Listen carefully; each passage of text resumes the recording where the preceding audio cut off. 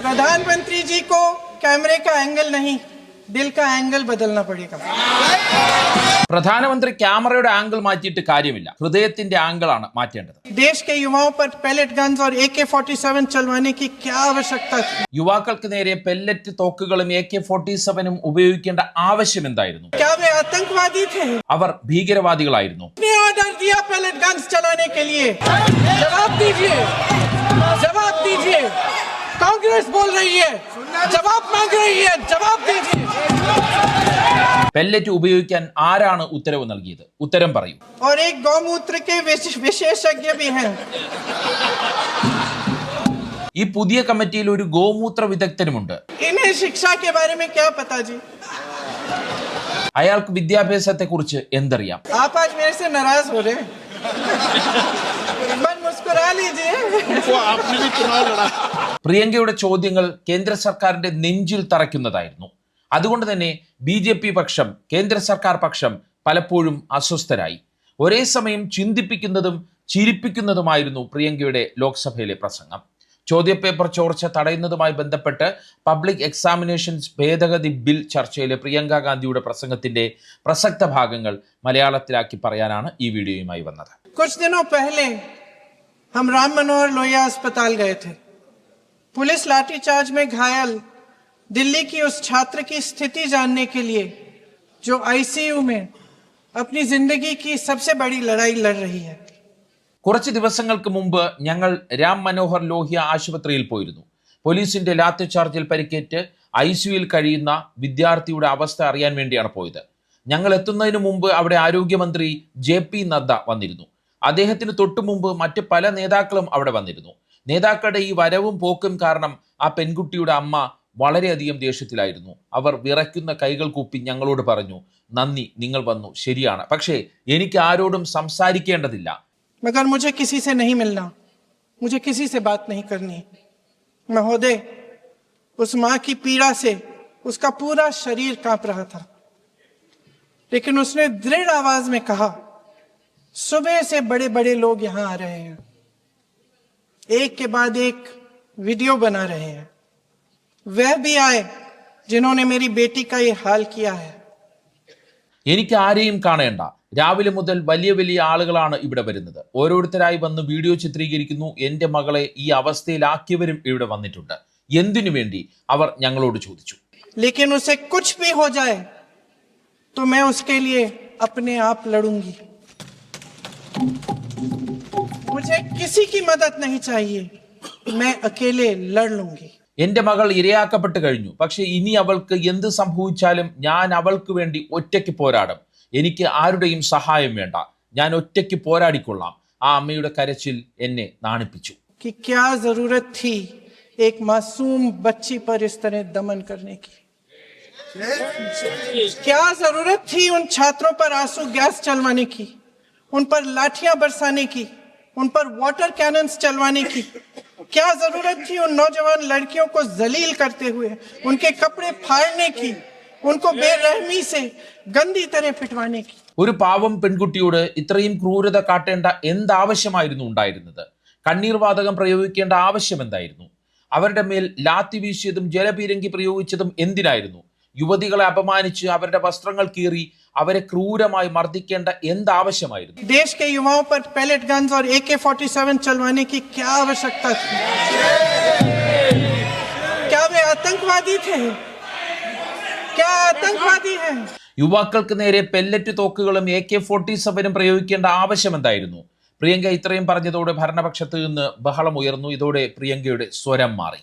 हाँ, कांग्रेस बोल रही है, जवाब दीजिए, जवाब दीजिए. कांग्रेस बोल रही है, जवाब मांग रही है, जवाब दीजिए.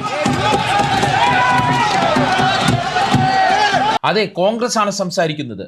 മറുപടി പറയൂ. ആര് മറുപടി പറയും? ആഭ്യന്തരമന്ത്രി മറുപടി പറയുമോ? പെല്ലറ്റ് തോക്കുകൾ പ്രയോഗിക്കാൻ ആരാണ് ഉത്തരവിട്ടത്? कौन जवाब देगा? गृह मंत्री जी जवाब देंगे. किसने ऑर्डर दिया? किसने ऑर्डर दिया पैलेट गन्स चलाने के लिए? किसने ऑर्डर दिया? किसने ऑर्डर दिया? प्रधानमंत्री जी ने दिया? गृह मंत्री जी ने दिया? जवाब देंगे. पूरा देश पूछ रहा है। പ്രധാനമന്ത്രിയാണോ നൽകിയത്, ആഭ്യന്തരമന്ത്രിയാണോ ഉത്തരവിട്ടത്? മറുപടി പറയൂ. രാജ്യം മുഴുവൻ ചോദിക്കുകയാണ്. കോൺഗ്രസ് പാർട്ടി മാത്രമല്ല ചോദിക്കുന്നത്, രാജ്യം മുഴുവൻ ചോദിക്കുകയാണ്. രാജ്യത്തെ മാതാപിതാക്കൾ ചോദിക്കുകയാണ്, വിദ്യാർത്ഥികൾ ചോദിക്കുകയാണ്, അധ്യാപകർ ചോദിക്കുകയാണ്. മറുപടി നൽകേണ്ടത് നിങ്ങളുടെ ഉത്തരവാദിത്തമാണ്. എന്തിനാണ് നിങ്ങൾ ഈ രാജ്യത്തിലെ യുവാക്കളെ ഭയക്കുന്നത്? എന്തിനാണ് ശക്തമായ ശബ്ദങ്ങളെ ഭയക്കുന്നത്? അവരെ അടിച്ചമർത്താനുള്ള അവകാശം ആരാണ് നിങ്ങൾക്ക് നൽകിയത്? ഈ സഭ എംപിമാരുടെ കുടുംബ സ്വത്തല്ല, ഇത് ഈ രാജ്യത്തിന്റെ സ്വത്താണ്.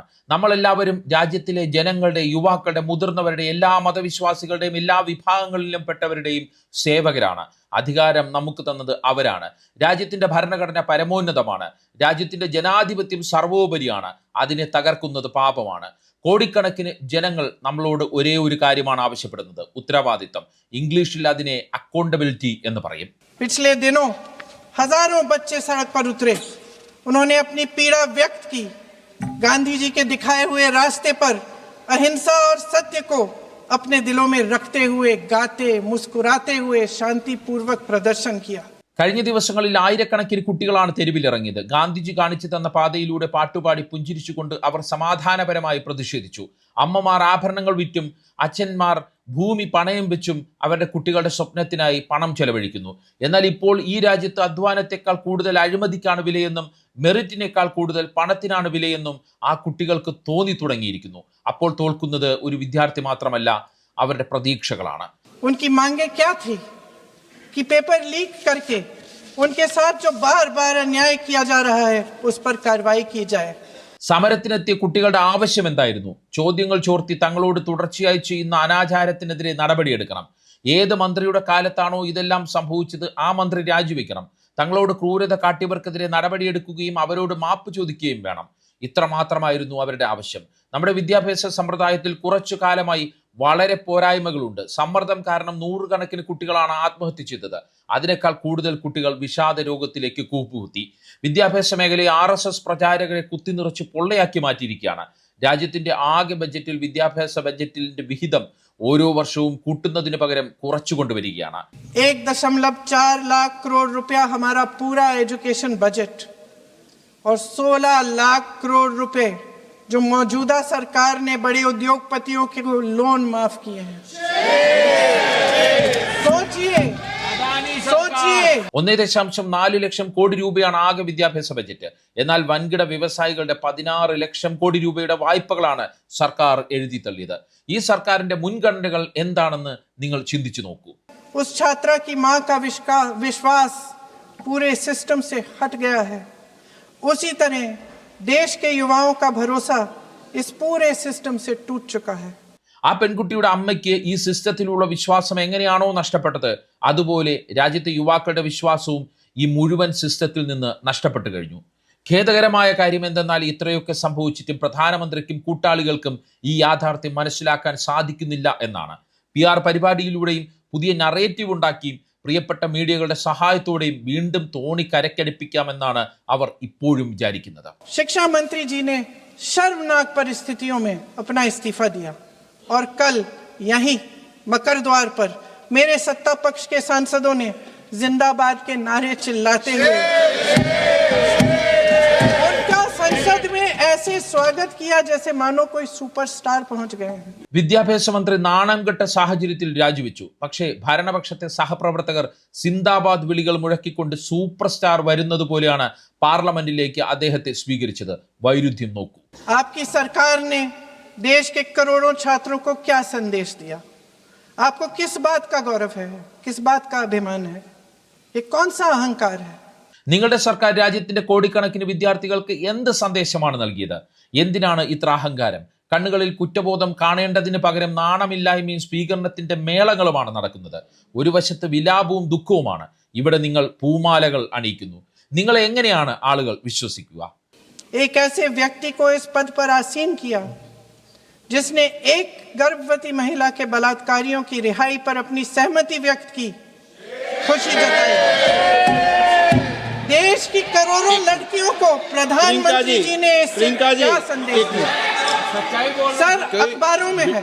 പ്രധാനമന്ത്രി പുതിയൊരു വിദ്യാഭ്യാസ മന്ത്രിയെ തിരഞ്ഞെടുത്തു.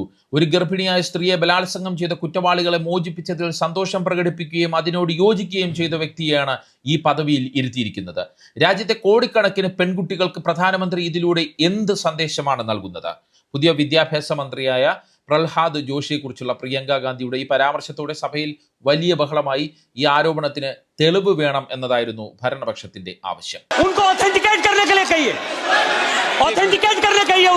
പ്രഹ്ലാദ് ജോഷി ബിൽക്കിസ് ബാനോ ബലാത്സംഗ കേസിലെ പ്രതികളെ അനുകൂലിച്ച് നൽകിയ പ്രസ്താവനയുടെ തെളിവ് അയച്ചു തരാമെന്നായിരുന്നു പ്രിയങ്കയുടെ ഇതിനുള്ള മറുപടി. ഇതോടെ പ്രിയങ്കയുടെ പരാമർശം സഭാരേഖകളിൽ നിന്ന് നീക്കണമെന്ന് BJP അംഗങ്ങൾ ആവശ്യപ്പെട്ടു. ബഹളം തുടർന്നു. പിന്നീട് സ്പീക്കറുടെ നിരന്തര ഇടപെടലിനെ തുടർന്ന് പ്രിയങ്ക പ്രസംഗം തുടരുകയായിരുന്നു. फेस रिकॉग्निशन द्वारा प्रदर्शन करने वाले बच्चों के नाम और पते सार्वजनिक किए जा रहे हैं, मगर यही काम पेपर लीक करने वाले अपराधियों के लिए अभी तक नहीं किया गया. നിങ്ങൾ കണ്ടിട്ടുണ്ടാകും, ഫേസ് റെക്കഗ്നേഷൻ വഴി പ്രതിഷേധിച്ച കുട്ടികളുടെ പേരും വിലാസവും പരസ്യമാക്കിക്കൊണ്ടിരിക്കുകയാണ്. എന്നാൽ ഈ പണി പേപ്പർ ചോർത്തുന്ന കുറ്റവാളികളുടെ കാര്യത്തിൽ ഇതുവരെ സർക്കാർ ചെയ്തിട്ടില്ല. നാണം വേണം. പുതിയ കമ്മിറ്റികൾ ഉണ്ടാക്കിയത് കൊണ്ട് കാര്യമില്ല. പല കമ്മിറ്റികളും നമ്മൾ കണ്ടിട്ടുണ്ട്. इस नई कमेटी में तो और एक गौमूत्र के विशेषज्ञ भी हैं.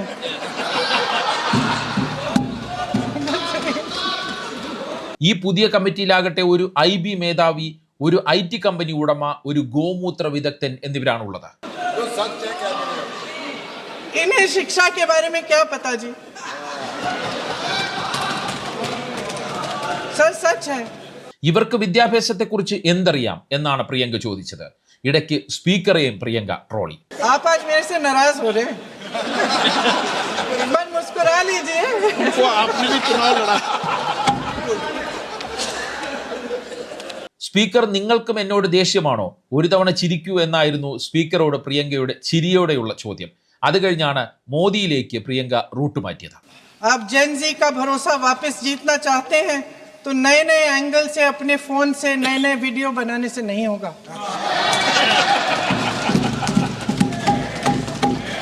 प्रधानमंत्री जी को कैमरे का एंगल नहीं, दिल का एंगल बदलना पड़ेगा. ജനങ്ങളുടെ വിശ്വാസം നിങ്ങൾക്ക് വീണ്ടും നേടിയെടുക്കണമെങ്കിൽ പുതിയ പുതിയ ആംഗിളിൽ സ്വന്തം ഫോണിൽ നിന്ന് പുതിയ പുതിയ വീഡിയോകൾ ഉണ്ടാക്കിയിട്ട് കാര്യമില്ല. പ്രധാനമന്ത്രി ക്യാമറയുടെ ആംഗിൾ അല്ല, ഹൃദയത്തിന്റെ ആംഗിളാണ് മാറ്റേണ്ടത്. ഈ തലമുറ ബോധമുള്ളവരാണ്. അവർക്ക് കാര്യങ്ങൾ പെട്ടെന്ന് മനസ്സിലാകും. കള്ളം തിരിച്ചറിയാനുള്ള വലിയ കഴിവ് അവർക്കുണ്ട്. ഇവരുടെ ഹൃദയവും മനസ്സും കീഴടക്കണമെങ്കിൽ നിങ്ങൾ സത്യത്തിലേക്ക് ഇറങ്ങി വരേണ്ടി വരും. നിങ്ങളുടെ ഭരണത്തിന് കീഴിൽ ഈ യുവതലമുറയോട് വലിയ നീതികേടാണ് നടന്നത്, ക്രൂരതയാണ് നടന്നത്. ഈ സത്യം അംഗീകരിക്കൂ. സ്വന്തം ഉത്തരവാദിത്വത്തിൽ നിന്ന് പിറകോട്ട് പോയിട്ട് കാര്യമില്ല. നിലവിലുള്ള നാഷണൽ എഡ്യൂക്കേഷൻ പോളിസിയിൽ 8 മാസത്തോളം പരീക്ഷകൾ തന്നെയാണ് നടക്കുന്നത്. അധ്യാപകർക്ക് പഠിപ്പിക്കാൻ സമയം കിട്ടുന്നില്ല. വെറുതെ RSSകാരെ നിറയ്ക്കുന്നതിന് പകരം വിവരമുള്ളവരും വിദ്യാഭ്യാസ സമ്പന്നരും പുരോഗമന ചിന്താഗതിക്കാരും ഉദാര മനസ്കരുമായ ആളുകളെ കൊണ്ട് ഈ സിസ്റ്റത്തെ നിങ്ങൾ നിറയ്ക്കൂ. छात्रों को सड़क से हटाया जा सकता है, लेकिन उनके सवालों को नहीं. हर लाठी जो किसी लड़की पर, किसी लड़के पर चली है, वे बच्चों की पीठ से ज्यादा सरकार की साख पर पड़ी है. देश के नौजवान न्याय मांग रहे हैं, भीख नहीं. വിദ്യാർത്ഥികളെ തെരുവിൽ നിന്ന് മാറ്റാൻ കഴിഞ്ഞേക്കാം, എന്നാൽ അവരുടെ ചോദ്യങ്ങളെ മാറ്റാൻ കഴിയില്ല. ഓരോ പെൺകുട്ടിയുടെയും ആൺകുട്ടിയുടെയും പുറത്തു വീണ ഓരോ ലാത്തിയടിയും കുട്ടികളുടെ മുതുകിലല്ല, സർക്കാരിന്റെ ക്രെഡിബിലിറ്റിയിലാണ് പതിച്ചത്. ഈ രാജ്യത്തെ യുവാക്കൾക്ക് നീതിയാണ് അവർ ചോദിക്കുന്നത്, ഭിക്ഷയല്ല. നിങ്ങളുടെ ക്രെഡിബിലിറ്റി സംരക്ഷിക്കൂ, നിങ്ങളുടെ നിലപാട് ശരിയാക്കൂ, നിങ്ങളുടെ അഹങ്കാരം ചികിത്സിക്കൂ, നിങ്ങളുടെ വാഗ്ദാനങ്ങൾ പാലിക്കൂ. आपके शासन में हमने बड़ी बड़ी चोरियां देखी हैं. चुनाव में वोटों की चोरी, राम मंदिर में चंदा की चोरी, आपके उद्योगपति मित्रों द्वारा देश की संपत्ति की चोरी, किसानों की जमीन की चोरी. നിങ്ങളുടെ ഭരണത്തിൽ വലിയ വലിയ മോഷണങ്ങൾ നമ്മൾ കണ്ടു. തെരഞ്ഞെടുപ്പിൽ വോട്ടുകളുടെ മോഷണം, രാമക്ഷേത്രത്തിലെ സംഭാവനകളുടെ മോഷണം. നിങ്ങളുടെ വ്യവസായ സുഹൃത്തുക്കൾ രാജ്യത്തിന്റെ സ്വത്ത് മോഷ്ടിച്ചത്, കർഷകരുടെ ഭൂമി മോഷ്ടിച്ചത്. ഏറ്റവും വലിയ മോഷണം നടന്നത് ഈ രാജ്യത്തെ യുവാക്കളുടെ ഭാവിയും അവരുടെ സ്വപ്നങ്ങളും മോഷ്ടിക്കപ്പെട്ടപ്പോഴാണ്.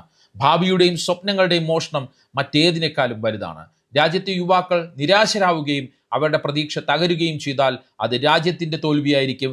ഞങ്ങൾ കോൺഗ്രസ്സുകാരും പ്രതിപക്ഷത്തുള്ള ആളുകളും ജീവൻ കൊടുത്തും ഭാരതത്തെ തോൽക്കാൻ അനുവദിക്കില്ല.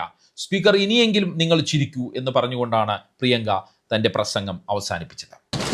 सर अब तो मुस्कुरा लीजिए, भाषण खत्म. കേന്ദ്ര സർക്കാരിന് കൊള്ളേണ്ടടുത്ത് കൊള്ളുന്ന രീതിയിലായിരുന്നു പ്രിയങ്കയുടെ ഈ തീപ്പൊരി പ്രസംഗം എന്ന് തന്നെ നമുക്ക് പറയാൻ കഴിയും. ഈ വീഡിയോയെക്കുറിച്ചുള്ള നിങ്ങളുടെ അഭിപ്രായം കമൻറ്റ് ചെയ്യൂ. ഞാൻ അൻഷാദ് ഇല്യാസ്. നന്ദി, നമസ്കാരം.